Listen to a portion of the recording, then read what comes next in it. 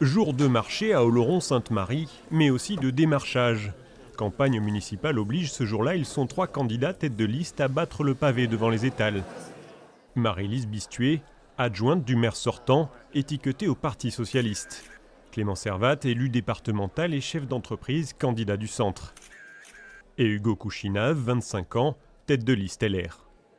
Vous êtes intéressé quand même à la ville d'Oloron, j'imagine? Oui, on suit un peu sur les réseaux, mais... La prétendante de gauche était l'adjointe du maire Bernard Uturi, qui a annoncé ne pas se représenter. Elle veut ce matin-là défendre le bilan de son équipe. On a commencé à transformer la ville en redynamisant le centre-ville. C'est 26 millions d'investissements, c'est rarement vu depuis ces dernières années. C'est la construction de la friche, la requalification du centre-ville et c'est ce qui fait l'attractivité.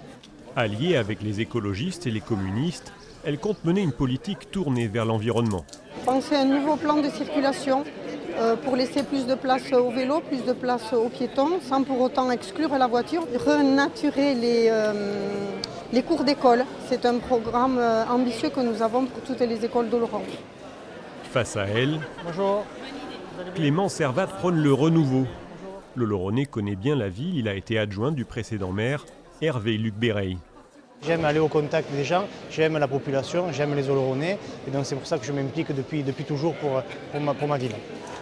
L'élu dit ne pas vouloir faire de politique politicienne, mais adresse tout de même une critique à l'équipe sortante. Au niveau de la santé, il y a eu un immobilisme complet de la part du maire actuel et de sa première adjointe. La priorité pour les Oloronais, c'est de pouvoir les soigner, c'est de pouvoir les loger et de pouvoir leur assurer une sécurité et un cadre de vie et qu'ils puissent bien vivre à Oloron.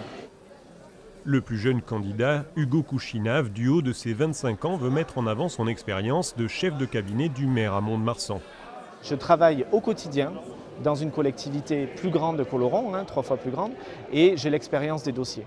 Je sais comment fonctionne une ville, je sais comment fonctionne une communauté de communes, et ces atouts, je veux les mettre au service des Oloronais et m'engager pour mon territoire.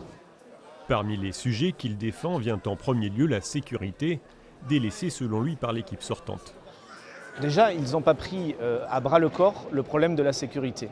Le recrutement très tardif de seulement 2 policiers municipaux, bien en deçà de ce qu'il faut pour une ville d'Oloron, est très préoccupant. Au moment de notre tournage, une liste La France Insoumise tentait de se constituer.